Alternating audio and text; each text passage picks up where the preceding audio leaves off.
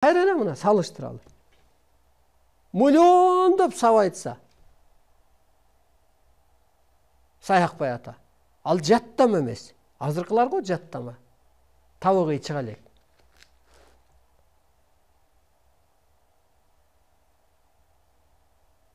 Ошондой адам күчү бар экен да демек. Эстейби, же байланыш алабы, же көрүнүш көрөбү, же оозуна салабы дегендей. Анын бөйрөгү, анын өпкөсү, анын жүрөгү ошо кызматка буйрулган, ошо колу мынткени кыймылдаганы дегендейчи. Ансыгандай мына бирөө жамгыр жаадырды. Сложный нерсени адам кыла алат экен. Арбайдын ролун аткара алат экен. Демек сен арбайдан эле жаралгансың да. Мына жерде турат го мына. Азыр эмне кылат дейт мына. Кыргыз пенде деле эмес периште, улут деле эмес улуу күч. Эми тело жоюлуп, мурун тело жөн эле аял эркектин эле кызматын аткарып алган. Аял болсо жанагы эжекен байланыш алат беле. Бүймөйрам апа, аялмын деп жүрө берсе, ой, мен эриме карайм, мен балдарым калды дей берсе. Калтырып койду да аны бөлүп чыгарып койду. Бала чакадан. Кайра мына.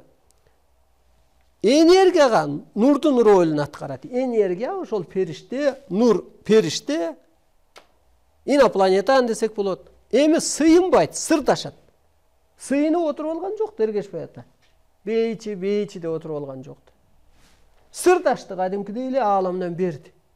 Космос дейт алчы. Угуп атам дейт. Жазат кадимки угуп атам деп. Палан жөнүндө мага билдирүү бериңизчи десе анан жазып берет мисалы. Не жазганын билбейт. Көрдүңүзбү анын жүрөгү? Мына сложный нерсени биз ойлойбуз, адам колунан келбейт. Жок, келет. Биз ошо ордубузду билбей атабыз. Же жүрөк экенибизди, же көкүрөк экенибизди, же керек болсо табарсыктын деле өзү чоң орду болуп атпайбы? Мына касиетин иштетет. Себеби адам эмнеге иштете алат сыйкыр касиетти дегенде ааламдан, нурдан, энергиядан, арбай, духтан, периштеден эле жаралган. Энергияны иштете алат, анан жоопкербиз.